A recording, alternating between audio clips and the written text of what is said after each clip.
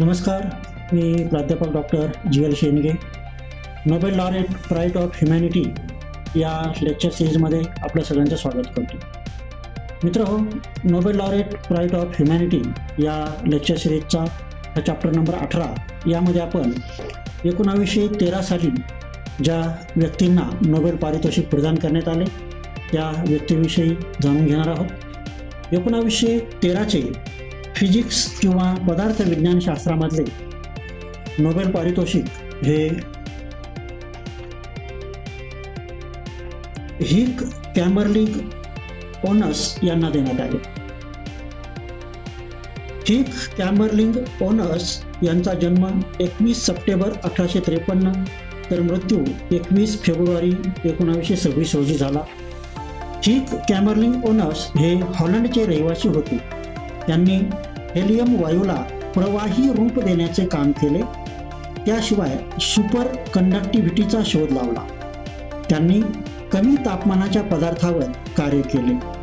त्यांच्या या कार्याबद्दल त्यांना 1913चा फिजिक्स किंवा पदार्थ विज्ञान शास्त्रातला किंवा भौतिकशास्त्रातला नोबेल पारितोषिक देऊन गौरवण्यात आले.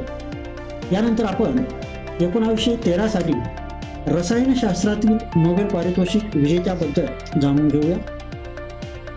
1913 सालचा रसायनशास्त्रातला नोबेल पुरस्कार हा अल्फ्रेड वेर्नर यांना देण्यात आला. अल्फ्रेड वेर्नर यांचा जन्म 12 डिसेंबर 1866 तर मृत्यू 15 नोव्हेंबर 1919. स्वित्झर्लंडचे असलेले अल्फ्रेड वेर्नर यांना 1913 सालचा रसायनशास्त्राचा नोबेल पुरस्कार मिळाला. त्यांनी आधुनिक अजैविक केमिस्ट्री सिद्धांताची स्थापना केली. त्याचबरोबर केमिकल संमिश्रांच्या संबंधित बहुमोलाचे कार्य केले. यासाठी त्यांना हा पुरस्कार प्रदान करण्यात आला होता. यानंतर 1913चा फिजिओलॉजी किंवा शरीरविज्ञान त्याचबरोबर औषध निर्माणशास्त्र यामधील जो काही नोबेल पुरस्कार आहे तो नोबेल पुरस्कार हा चार्ल्स रॉबर्ट रिखेत यांना देण्यात आला. चार्ल्स रॉबर्ट रिखेत यांचा जन्म 26 ऑगस्ट 1850 रोजी तर मृत्यू 4 डिसेंबर 1935 रोजी झाला. फ्रेंच असलेले चार्ल्स रॉबर्ट रिखेत यांनी हे एक शरीर विज्ञान शास्त्रज्ञ होते. त्यांनी फिलेक्सिक्स यावर महत्त्वपूर्ण कार्य केले. त्यासाठी त्यांना हा पुरस्कार देण्यात आला. एखाद्या अतिसंवेदनशील व्यक्तीला अँटीजेनचे इंजेक्शन दिल्यामुळे कधी कधी जीवघेणी घातक प्रतिक्रिया येते म्हणजेच रिॲक्शन येते. त्याला चार्ल्स रॉबर्ट रिखेत यांनी ॲनाफिलेक्सिस असे नाव दिले. मानवी शरीर विज्ञानाच्या दृष्टीने अतिशय बहुमोलाचं जे काही संशोधन आहे, जे काही कार्य आहे ते चार्ल्स रिखेत यांनी केल्याबद्दल मानवी शरीर विज्ञान शास्त्रामध्ये एक नवा पैलू समोर आला. त्या पैलूच्या अनुषंगाने चार्ल्स रिखेत यांना हा नोबेल पुरस्कार प्रदान करण्यात आला. त्यानंतर आपण 1913 सालचा साहित्य क्षेत्रातला मानाचा असलेला नोबेल पुरस्कार ज्या महान व्यक्तीला देण्यात आला त्या व्यक्तीबद्दल आपण या ठिकाणी थोडक्यात चर्चा करूया. 1913 सालचा जो काही साहित्यातला नोबेल पुरस्कार होता ते भारतीय असलेले ज्यांना आपण सगळे गुरुदेव म्हणतो त्या गुरुदेव रवींद्रनाथ टागोर यांना 1913 साली साहित्य क्षेत्रातील नोबेल पुरस्कार देऊन प्रदान करण्यात आले.